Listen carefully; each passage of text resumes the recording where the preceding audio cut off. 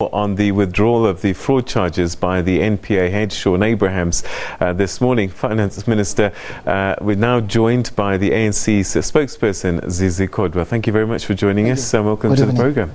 All right, so your reaction, political parties have been reacting generally about the withdrawal of those charges against the Finance Minister and the other two. Your thoughts? Well, I think you will appreciate that the decision firstly to prefer charges against Comrade PG and others created a lot of storm and attention in society.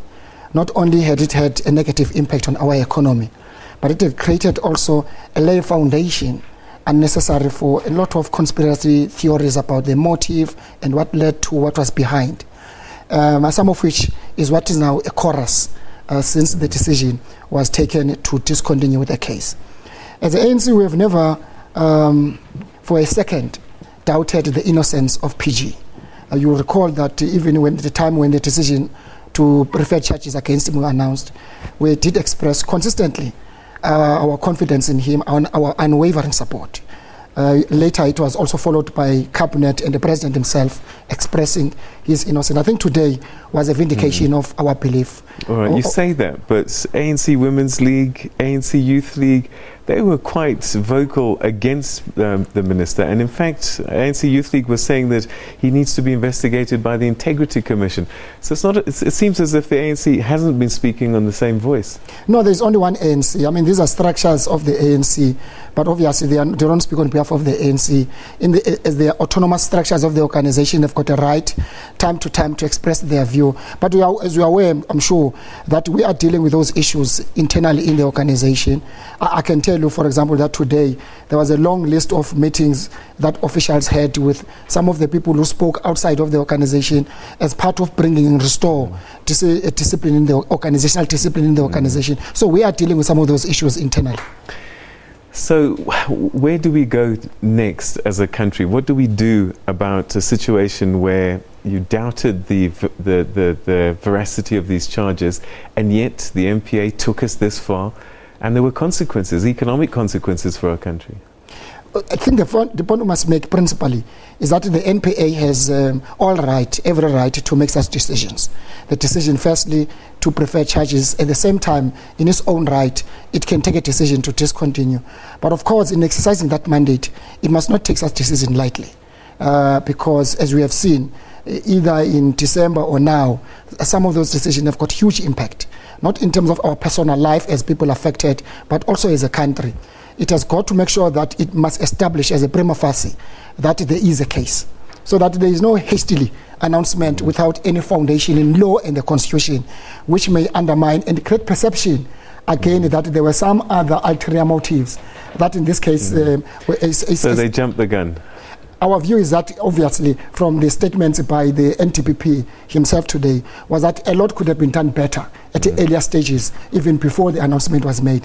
And we think that's why there are lessons to be learned in terms of the NPA, in terms of how it should take decisions. Should the President, do you think, set up a commission of inquiry into how this matter was handled, and even perhaps the fitness of Shaun Abrahams to hold office? You will see in our statement we do make a point that the only logical thing to do, even before you can talk about parliamentary processes, the appointing authority should perhaps have a meeting not just with Shaun, but with the leadership of the NPA, because a number of actors in the decision making, not just Shaun, as we are aware in terms of the procedural authority, but also at the same time in terms of the decision of representation, which is now his decision. We think that the appointing authority should have not just to reverse what has happened, but to protect the integrity of the institution and its independence, because it must never doubt the independence of that institution. It's quite important for our democracy to make sure that we defend that institution. Is this an opportunity for us to consider another way to appoint the NPA head, that it should be taken out of the office of the President and it should be done by other people? Because that will then I suppose give us an opportunity to make sure that there is no links between the executive and the authority, as people are speculating now.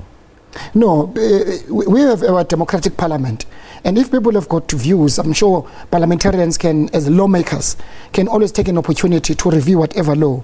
But I think there is no link at the moment directly, except to make speculative and conspiratorial theories about what people think. And unfortunately, there is no evidence adduced to justify what certain things are said in public. For an example, if someone says he's a lackey of the president, if you ask for evidence, someone will give you something anecdotal.